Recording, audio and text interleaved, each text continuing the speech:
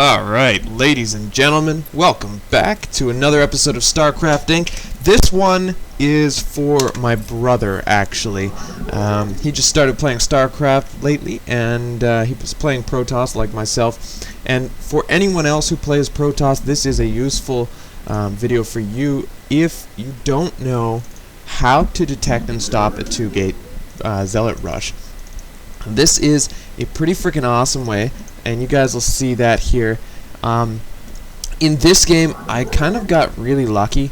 So I put my pylon down. Against a Protoss player, I always scout right after my pylon. Probe gets hotkeyed, whatever. I can, I spot the pylon, okay? What an idiot place to put that pylon. And, but it doesn't even matter, okay? So, like, pretend I didn't see the pylon. Pretend he put it a little bit farther back. I'm still going to go to his base. I'm going to check here. I'm going to check here. You've got my probe rallied. Put your first pylon right here in PvP. And I'll show you why after. But right here, okay? Right on the corner of your nexus. And put your gateway here. Right here. Like, study that spacing. It's so important. And you guys will see why. So, I'm going to come up here. And I'm going to scout. Nothing there, right? And come up here.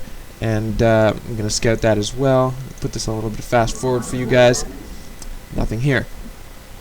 And so, when I saw that pylon, I didn't know whether to expect a 2-gate rush or a cannon rush. Like, maybe he's trying to hide his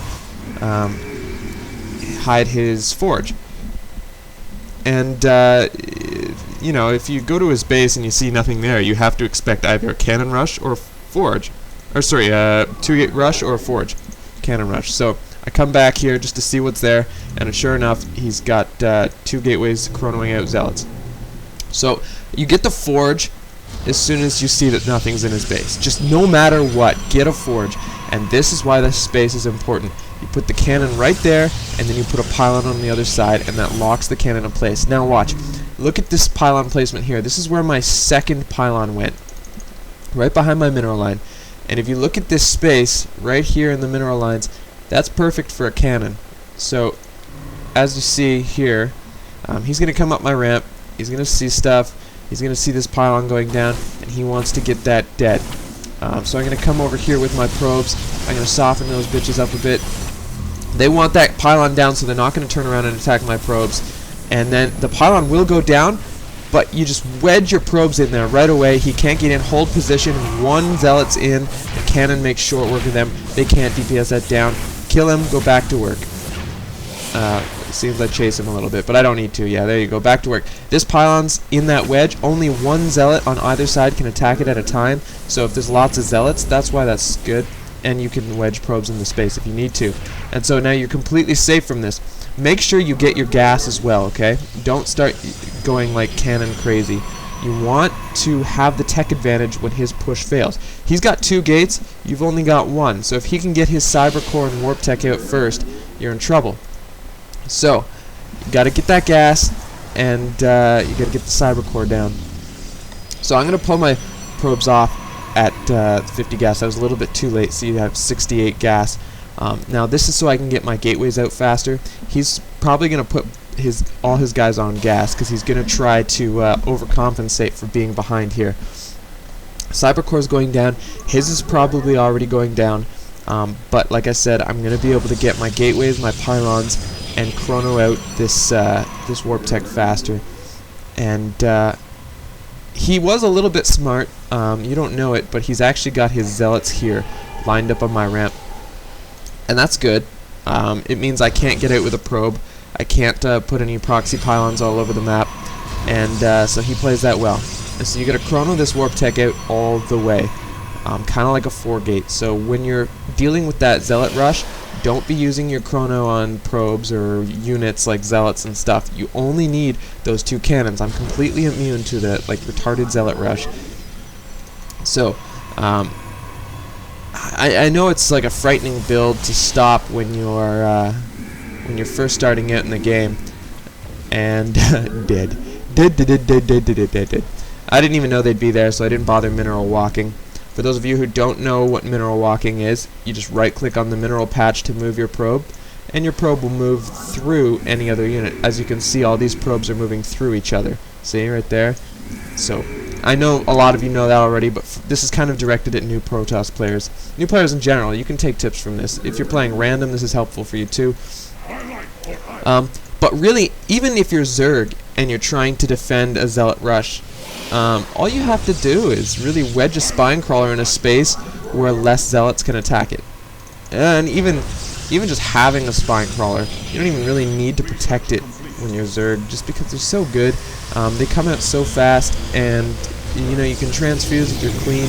You have the lings, whereas you know, Protoss really doesn't have that much, and if all you're doing is 1 gates and into your cyber core, you just don't have enough to deal with those 2 gates. That's why it's so difficult. So the pylon was here for this low ground aggression. I knew his Zealots were on my ramp. I'm going to come down here and I'm going to get rid of his production. So he tries to engage me here. I back up to my cannon. I'm not going to fight him right there. He's going to outnumber me. I'm going to lose my Zealots. I'm going to drop a cannon, warp in some more stuff, and try to push him back down the ramp. And he's going to come over here. He's desperately going to try and get over here and defend this position. But like I said, I've got this high ground pylon, and I'm going to be able to warp in more at the bottom. And I've got all this up top, all Zealots, all day long. And I get a 5th gate because I can afford it. And I'm going to fight him right on the ground here and warp in more stuff. More stuffies. He's trying to get all micro fancy, but it's not going to save him against the amount of crap that I'm spitting out. So this is the way to do it. Slowly, just be very patient with it.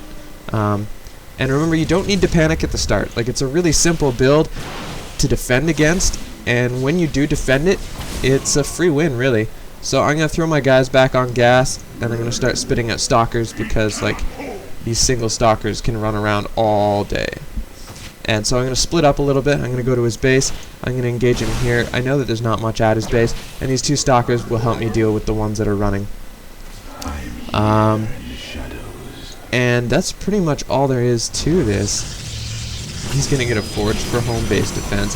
See, he tried to go robo, so he went double gas, so I automatically beat him to warp tech, and I don't even think he got warp tech. So this is pretty easy win for myself. And yeah, I don't even need to bring my army to his base. I can just, you know, screw with his stalker all day. No GG from him. So kind of to reiterate, guys, you know, first pylon right here, build that gateway. I'll put this on ×2.